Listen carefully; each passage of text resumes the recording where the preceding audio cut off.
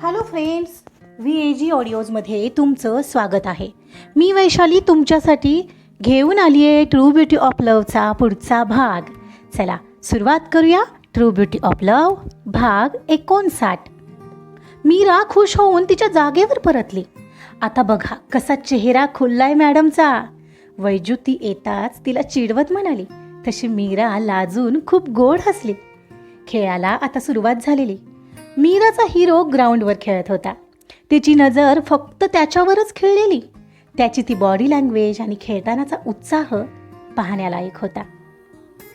तसं तर मीराच्या केवळ आवर्जून भेटून जाण्यानेही शंतनू अगदी मनापासून खुश झालेला आणि सकाळपेक्षा आता त्याच्या बॉडी लँग्वेजमध्ये तो उत्साह भरभरून दिसत होता. त्यामुळे अर्थात खेळाची ही सुरुवात अगदी उत्साहात झालेली. अखेर मॅच उत्कृष्टच झाली होती. शंतनूच्या टीमला दुसऱ्या फेरीत प्रवेश मिळाला होता आणि आजच्या संपूर्ण मॅचमध्येही शंतनूच उठून दिसलेला. मीराही त्याच्यासाठी खुश होती. मॅच संपली आणि वैजू मीराचा निरोप घेऊन घरी निघून गेली. मीरा मात्र शंतनूला भेटण्यासाठी थांबली होती. ती गेटजवळ येऊन थांबली. आता दुपारचा 1 वाजत होता. सूर्य डोक्यावर आलेला आणि नुसता आग ओकत होता. मीराने सकाळच्या गडबडीत सकाळपासून काहीही खाल्लेलंच नव्हतं. पण शंतनूला भेटायला तर हवंच होतं. ती थोडं अंतर राखून थांबलेली. तो मात्र त्याच्या टीमसोबत बोलत होता. तो येईपर्यंत वाट पाहणं गरजेचं होतं. काहीच क्षणात तो त्याचं बोलणं संपवून तिच्या जवळ आला. मीरा, मी जस्ट चेंज करून आलो आणि माझी बॅग घेऊन आलो. एक 5 मिनिट हा, म्हणत तो जिमखान्याच्या त्याच बिल्डिंगमध्ये गेला. 5 मिनिटात तर तो येईल असा विचार करत ती तिथेच उभी होती. हे मीरा, सगळं ठीक? एवढ्या तिच्या डोक्यात मारत सिद्धार्थ आला. हो, ती हसली. काय ग, चेहरा किती सुकलाय तुझा. अरे हे ऊनच बघ ना किती आहे, त्यामुळे. तेही आहेच. आणि इथे का थांबली आहेस अशी उन्हात? का शंतनूसाठी? अरे येतो ती म्हणाली. ओके चल मग, बाय. बाय, ती गोड हसली. तसा तो निघून गेला. काहीच वेळात तिला शंतनू येताना दिसला. त्याला येताना पाहून ती खुश झाली. त्याच्याकडे पाहत स्मित करत होती. एवढ्यात तिच्या डोळ्यासमोर अंधार पसरला. ती खाली कोसळली. एवढंच शंतनूला दिसलं. मीरा, तिला हाक देत तो धावतच तिच्या जवळ पोहोचला. तिला खाली पडण्याआत पकडलं आणि तिला थोडं सावलीत घेऊन आला. शंतनूने एवढ्या मोठ्याने तिचं नाव घेतलेलं की आज जाणारा सिद्धार्थही धावतच बाहेर आला. काय झालं शंतनू? अरे काय माहीत, एकदम पडली खाली. हे मीरा, मीरा, मीरा उठ. तो काळजीने व्याकुळ होऊन तिच्या गालामध्ये हलकच मारत होता. तरी तिला बोललो होतो, उन्हात कशाला थांबली आहेस? तुझ्या जवळची वॉटर बॉटल दे बघू. शंतनू, सिद्ध म्हणाला. सॅकमध्ये आहे, तू काढतोस का प्लीज? त्याने मीराला पकडलेलं म्हणून तो त्याला म्हणाला. सिद्धने पटकन शंतनू जवळची पाण्याची बॉटल काढली आणि मीराच्या चेहऱ्यावर जरा पाणी शिंपडलं. तशी ती शुद्धीवर आली. काय झालं? ती डोळे उघडतच म्हणाली. काय झालं? तू विचारत आम्हाला. तुला काय झालं ते तू सांग. अशी कशी चक्कर येऊन पडलीस? सिद्ध विचारत होता. काय झालं मीरा, तुला असं अचानक आणि सावलीत थांबायचं ना ग? शंतनू म्हणाला. अरे तू येणारच होतास ना लगेच, म्हणून मग. अगं पण, सिद्ध पुढे बोलण्यात. मीरा, तू काही खाल्लेस की नाही सकाळपासून? शंतनूने प्रश्न विचारला. तशी किंचित विचार करत तिने नकारार्थी मान हलवली. ते पाहून सिद्धार्थ आणि शंतनूने दोघांनीही रागानेच डोळे फिरवले. तू खाल्लंच नाहीये काही सकाळपासून? शंतनूने जरा रागातच डोळे मोठे करत विचारलं. आता हे सुद्धा आम्ही सांगायचं का मीरा? काय यार, बघ बाबा आता तूच हिला. मी तर अशी एक ठेवून दिली असती ना. सिद्धार्थ दात ओठ खात म्हणाला. तुम्ही दोघं माझ्यावर का चिडताय? नाही जमलं, सकाळी घाई होती, त्याला काय करू? तिच्या या उत्तरावर शंतनूने डोक्याला हात लावला. आपल्यासाठीच तिची सगळी घाई गडबड झाली असणार हे त्याला न सांगताच कळालेलं. ए शंतनू, बाय, मी जातो. तू बघ बाबा तुझ्या गर्लफ्रेंडला. ही अशी गर्लफ्रेंड नसलेली परवडली, म्हणत सिद्धार्थ उपहासाने मान हलवत सरळ निघून गेला. ए तू गप्पा सिद्ध, यू इडियट, ती त्याला म्हणाली आणि तिची नजर अखेर शंतनूकडे वळली. तर शंतनू तिलाच पाहत होता. हे असं वागतात का? या आविर्भावात शंतनू एकटक मीराला पाहत होता.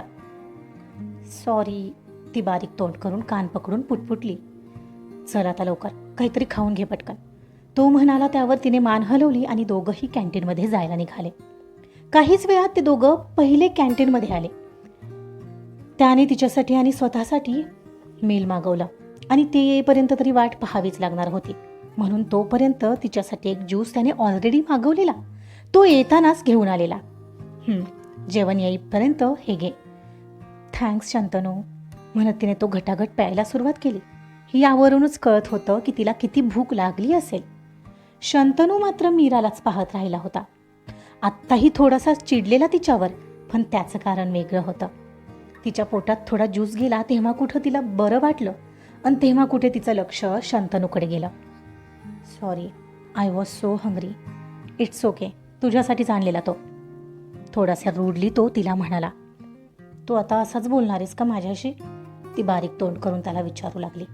मग काय करू, सकाळी आला होता ना, मला त्यापेक्षा जास्त राग आलाय आता. का पण आता काय झालं? चक्कर येऊन पडेपर्यंत तुला कळत नव्हतं का काहीतरी खाऊन घ्यावं?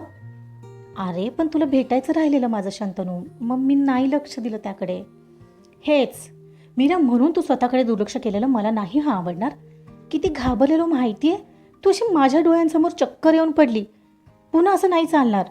भेटायला नाही आलीस तरी चालेल, पण स्वतःकडे दुर्लक्ष नाही हा करायचा. तिने गपगुमाने मान हलवली आणि खाली तोंड घालून स्ट्रॉ तोंडात घालून ज्यूस ओढू लागली. किती झालं तरी तो तिच्या काळजीने तिच्यावर जे ओरडत होता ते तिला मनापासून आवडत होतं आणि नकळत तिच्या चेहऱ्यावर गोड स्मित उमललं. हसत का आहेस? आता हसू पण नको का? तू हे असाच रूडली बोलणार असशील तर मी चालले म्हणत ती उठायचं नाटक करू लागली. तसं त्याने तिचा हात पकडला आणि तिला जबरदस्तीने खाली बसवलं. खाली बस मुकाट्याने. आणि जेवण मागवलं ते कोण माझी आई खाणार आहे? त्याच्या या वाक्यावर तिने त्याच्याकडे पाहिलं तर त्यालाही पुढच्या क्षणाला हसू फुटलेलं आणि त्याला हसताना पाहून तीही हसू लागलेली. काही सेकंद दोघंही हसतच होते. त्यांच्यात निर्माण झालेलं गढूळ वातावरण आता निर्मळ होऊ लागलेलं.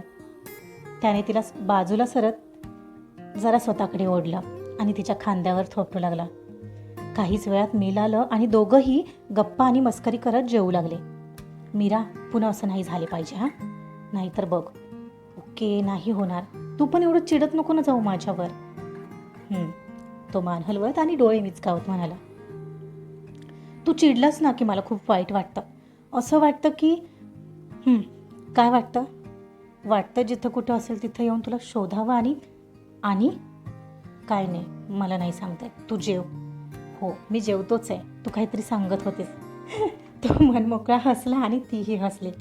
आता दोघंही छान नॉर्मल झालेले आणि सोबत जेवण एन्जॉय करत होते. तशीही मीराने आज तिची सायकल आणलीच नव्हती. जेवण झालं तशी मीरा त्याला म्हणाली, शंतनू आज मला सोडशील हा? थँक गॉड, आज कसलं भारी वाटतंय. का, काय झालं? काय आज कोणीतरी हक्काने मला सोड म्हणून सांगताय. I like it. हो, कारण माझी सायकल नाही आहे ना, ती गाल फुगवत म्हणाली. तरीही चल सोडतो. आणि दोघंही खुश होऊन अखेर घरी जायला निघाले. बाईक जवळ येताच तो बाईकवर बसला. ते हसतच. काय रे, एकटाच हसतोयस? काय नाही, कधी कधी काही गोष्टी चांगल्यासाठीच होतात नाही. बघ ना, तुझी सायकल घरी राहिली म्हणून तर तुला सोडायला येतोय. तेवढीच तुझी सोबत. हो का? आणि कधी कधी असं वेड्यासारखं वागायचं असतं. आता काय वेड्यासारखं वागलो? काल काय झालेलं की भेटायला ये म्हणून हट्ट करत होतास? प्रत्येक वेळी नसतं ना रे शक्य, मला समजून घेत जाना. यायला खरंच शक्य असतं तर आलेच असते. नसते का आले? हो, पण मला वाटत होतं तुला भेटावं, तेही मनापासून. मिस करत होतो मी तुला, म्हणून असं वागायचं. लगेच कसा म्हणालास पुन्हा कधीच तुला भेट म्हणणार नाही. असं वेड्यासारखं वागतं का कोणी? हो, आहे मी वेडा. मी वागतो असं वेड्यासारखं. घरात एकटीच राहत असतीस ना तू, तर मग कळालं असतं की आपल्या माणसाची आठवण आली की किती तीव्रतेने भेटावं वाटतं. तो एकदम सिरियस होत म्हणाला तसं त्याची बाजू समजून तिलाही त्याची बाजू लक्षात आली. ओके बाबा, सॉरी ना, ती त्याचा हात पकडत म्हणाली. इट्स ओके, आता जाऊ दे ना कालचा विषय. बस पटकन. का इथंच बोलत बसायचं आहे? नाही, मला काही प्रॉब्लेम नाही आहे. नको, चल, नाहीतर आई माझी मला बडबड करेल. ती एकतर हल्ली खूप चौकशी करत असते माहिती आहे. ऑफकोर्स केलीच पाहिजे. मुलीची काळजी आईला नाही तर कोणाला असणार आहे? तो बाईक स्टार्ट करत म्हणाला. पण इथे मला वाघिणीच्या तोंडी पडावं लागतं, त्याचं काय? वाघीण? थांब, भेटू दे आंटींना, सांगतोस त्यांना तू वाघीण बोलतेस ते. तो हसत म्हणाला तसा तिने त्याला फटका मारला. अखेर शंतनूने तिला तिच्या नेहमीच्या चौकात सोडलं आणि तो पुढे त्याच्या घरी निघून गेला. आज दोघंही अगदीच खुश होते. आजचा पार्ट इथंच संपला आहे. कथा कशी वाटते ते आपल्या कमेंट्समधून कळवायला विसरू नका. कथा आवडत असेल तर लाईक करा, सबस्क्राईब करा आणि शेअरसुद्धा करा. Thank you so much.